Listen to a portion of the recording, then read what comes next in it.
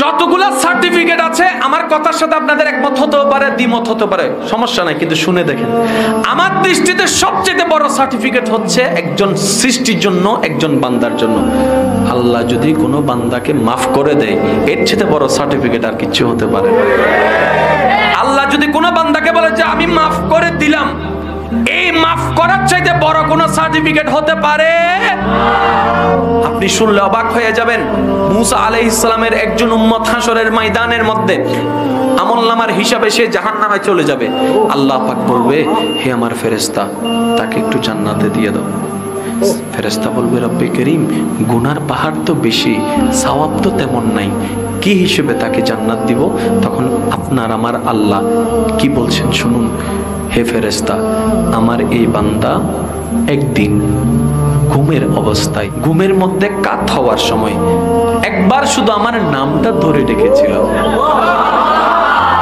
আর একটু জোরে, একটা বার শুধু এই ঘুমের ভিতরে, ইচ্ছা করে না, স্মরণ করে না, এমনে আল্লাহ নামটা ধরে ডেকেছিল।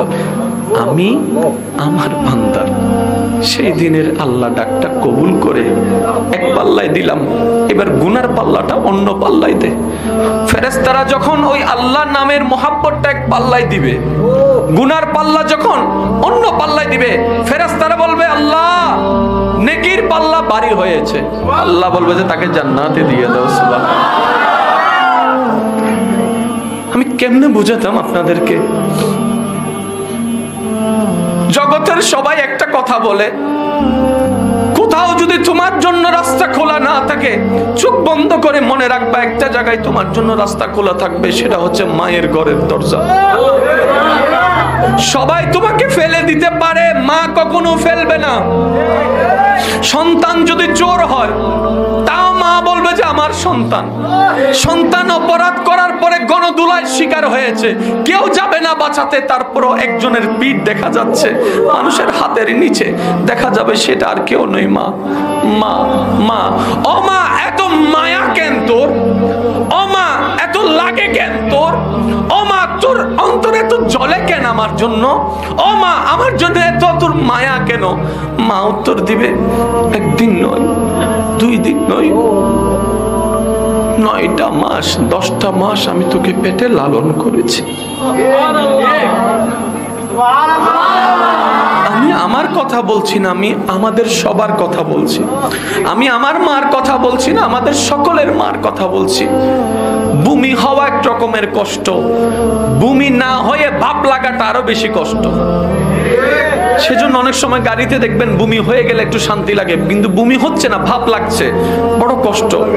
মা বলছে, ভূমির ভাবের কারণে আমি ভাত খেতে পারি নাই, তারপর আমি মন ছোট করি নাই। খিদা লেগেছে, খাওয়ার জন্য অনেক কিছু চেয়েছি, কিন্তু যে কিছুর ঘ্রাণ আসলে, তুই পেটে আসার পর থেকে কোনো কিছুর ঘ্রাণ নাকে আসলে আমার বমি চলে আসতো, খিদা লাগতো। মানুষ তো আমি, আমার তো কষ্ট লাগতো, কিন্তু আমার কষ্টটা আমি পাত্তা দিইনি। যখনই আমি পেটের ভিতরে তোর কথা ভাবতাম, আমার খিদার কথা ভুলে যেতাম। সারাদিন কাজ করে তোকে পেটে রেখে আমি কাজ বন্ধ করি নাই, রান্না বান্না করেছি, পানি দোয়া ফালা সব করেছি, কারণ তোর বাবার সংসারও তো দেখার বিষয় ছিল।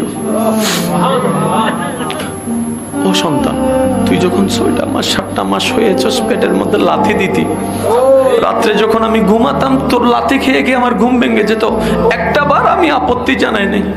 তুই জিজ্ঞেস করছিস কেন তোকে এত ভালোবাসি? তিলে তিলে পেটের মধ্যে রেখে আমি তোকে বড় করেছি, আমি তোকে জন্ম দিয়েছি। ডাক্তার বলেছিল হয়তো তুমি বাঁচবা না, হয় সন্তান বাঁচবে। আমিও সেই দিন আমি মা বলেছিলাম, ডাক্তার আমার সন্তানকে বাঁচান, আমাকে বাঁচায়েন না। ডাক্তার বলেছিল 2 জন থেকে 1 জন বাঁচবে। মা বলে আমাকে বাঁচাইও না ডাক্তার সাহেব, আমার সন্তানকে বাঁচাও। মা বলে যে, ডাক্তার বলে মা আপনি বেঁচে থাকলে তো সন্তান আরো আসবে।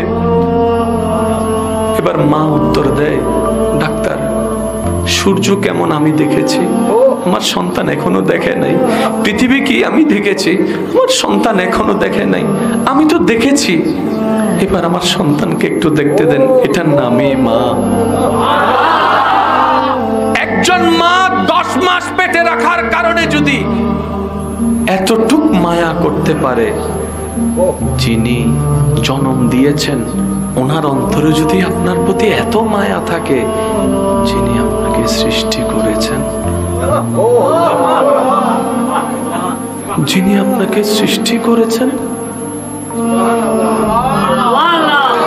জন্মদাতা মায়ের যদি এত মায়া আপনার জন্য, যিনি আপনাকে সৃষ্টি করেছেন ওনার আপনার প্রতি মায়াটা কতটুকু হতে পারে। মা যত্ন নিচ্ছে দুনিয়ায় আসার পরে। আপনার আল্লাহ, আমার আল্লাহ আমাদের যত্ন নিয়েছেন যখন আপনি আমি মায়ের পেটে এক ফোঁটা পানি ছিলাম তখন থেকে।